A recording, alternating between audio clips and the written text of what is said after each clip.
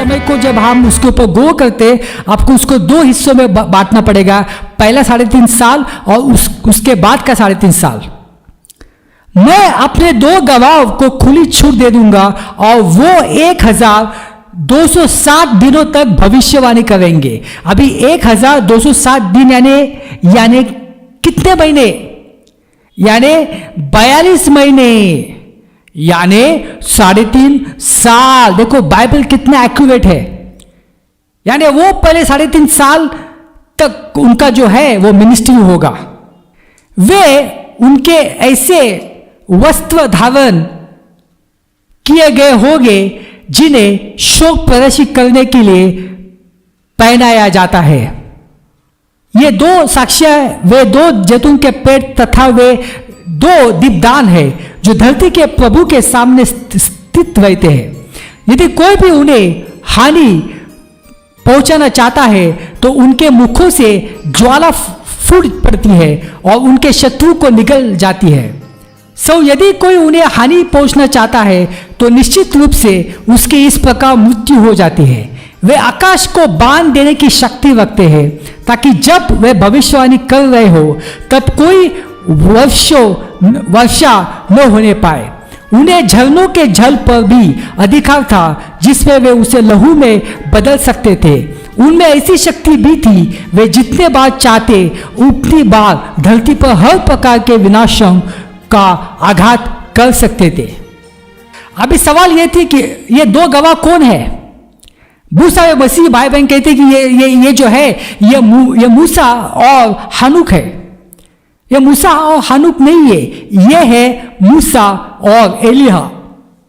कैसे पता चलेगा? यही वचन से क्या लिखा है? वे आकाश को बांध देने की शक्ति रखते हैं। किसके पास शक्ति थी आकाश को बांध देने की या आकाश को खुले करने की? एलिया के बाद यहां पे क्या लिखा है? ताकि जब वे भविष्यवाणी कर रहे हो तब कोई वर्षा न होने पाए। किसके पास ताकत थी वर्षा चालू करने की, वर्षा बंद करने की? वो एलिया नबी के पास ताकत थी। तो एक तो है एलिया नबी, दूसरा है मूसा। यहां पे क्या लिखा है? उन्हें धरती के जल पर भी अधिकार था जिससे वे उसे लहू में बदल सकते थे। किसको अधिकार था जल को लहू में बदलने का? मूसा को। तो मूसा और एलिया ये 2 जो है गवाह है, साक्षियां है जो आने वाले हैं पहले 3.5 साल में, और वो जो है वो प्रचार करने वाले हैं। और भी यदि आपको वचन चाहिए तो मलाइका 4 में देखो क्या लिखा है। देखो यहोवा के उस बड़े और भयानक दिन के आने से पहले मैं तुम्हारे पास एलिया नबी को भेजूंगा। तो किसके बारे में है? ये जो है ये एलिया के बारे में है। तो एलिया और मूसा। और भी आपको चाहिए तो मत्ती 17 पढ़ना। यहां पे क्या लिखा है? और देखो मूसा और एलिया उनके साथ बातें करते हुए उन्हें दिखाए दिए गए। तो मूसा और एलिया जो है वो 2 गवाह आने वाले हैं। आगे पढ़ते। उनके साक्षी दे चुकने के बाद वह पशु उस महागर्त से बाहर निकलेगा। पशु यानी कौन? पशु यानी ईसा विरोधी। वह उन पर आक्रमण करेगा, वह उन्हें हवा देगा और मार डालेगा। उनकी लाशें उस महानगर की गलियां में पड़ी रहेगी। यह नगर प्रतीक रूप से सदोम तथा मिस्र कहलाता है। यही उनके प्रभु को भी क्रूस पर चढ़ाकर मारा गया था। तो भाई बहनों यहां पे क्या हुआ कि 3.5 साल जो है मूसा और एलिया ने प्रचार किया और 3.5 साल के अंत में वो जो है उनको मार दिया जाता है। पशु यानी ईसा विरोधी उनको मारता है। और कहां पे यह घटना होती है? यह घटना होती है यरूशलेम में। उस यहां पे क्या लिखा है? यह नगर प्रतीक रूप से सदोम तथा मिस्र कहलाता है। तो वो जो है उसका प्रतीक रूप से सदोम और मिस्र कहलाता है। और यहाँ पे ये भी लिखा है कि जहां प्रभु को भी क्रूस के ऊपर चढ़ाया था, यानी यरूशलेम। तो यरूशलेम में उनको मार दिया जाता है और 3.5 दिन और 3.5 दिन तक उनका जो शव है उसको वैसे ही रखा दिया जाता है, उसको कब्र में डाल नहीं दिया जाता, ऐसे रखा दिया जाता है ताकि लोग उसको देखें। सभी जातियों, उपजातियों, भाषाओं और देशों के लोग उनके शवों को 3.5 दिन तक देखते रहेंगे तथा वे उनके शवों को कब्रों में नहीं रखने देंगे। धरती के वासी उन पर आनंद मनाएंगे, वे उत्सव करेंगे तथा परस्पर उपहार भेजेंगे, क्योंकि इन दिनों नबियों ने धरती के निवासियों को बहुत दुख पहुंचाया था। भाई बहनों, यहां पे एक भविष्यवाणी छिपी है, जो भविष्यवाणी की पूर्तता हम देख रहे हैं। अभी यहां पे क्या हुआ, यहां पे जब उनका जो शव था दोनों का, वो जो है उसको जो गाड़ा गया, उसको गाड़ नहीं दिया गया, उसको कब्र में नहीं डाला, उसको वैसे रहने दिया।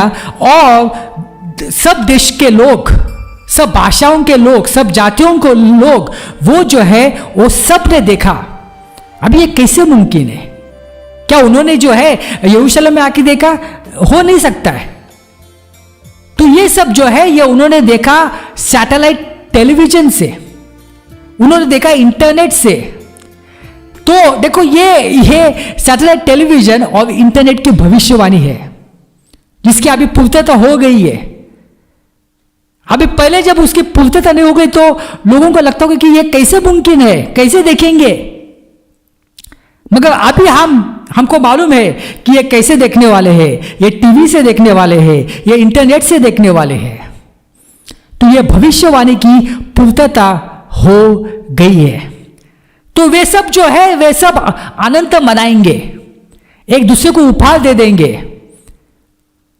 क्योंकि यहां पे लिखा है कि ये दोनों नबियों ने उनको बहुत दुख पहुंचाया था। भाई और बहनों, जब लोग पश्चाताप का संदेश सुनते तो उनको अच्छा नहीं लगता है। जब वो संदेश सुनते हैं कि आपको पाप का पश्चाताप करना पड़ेगा, व्यभिचार का पश्चाताप करना पड़ेगा, पोर्नोग्राफी का पश्चाताप करना पड़ेगा, गंदी आदतों का पश्चाताप करना पड़ेगा, झूठ बोलना पश्चाताप करना पड़ेगा, गालियां देना बंद करना पड़ेगा, खून करना बंद करना पड़ेगा, उनको अच्छा नहीं लगता है। उनको ये सब बातें दुख लगती है, ये लोगों को भी लगती थी। मगर जब वो मर गए दोनों जन, उनको लगा अभी चलो भाई सब चला गया, अच्छा हुआ, वो खुश हो गए, आगे बढ़ते। किंतु 3.5 बाद परमेश्वर की ओर से उनमें जीवन के श्वास ने प्रवेश किया और वे अपने पैरों पर खड़े हो गए।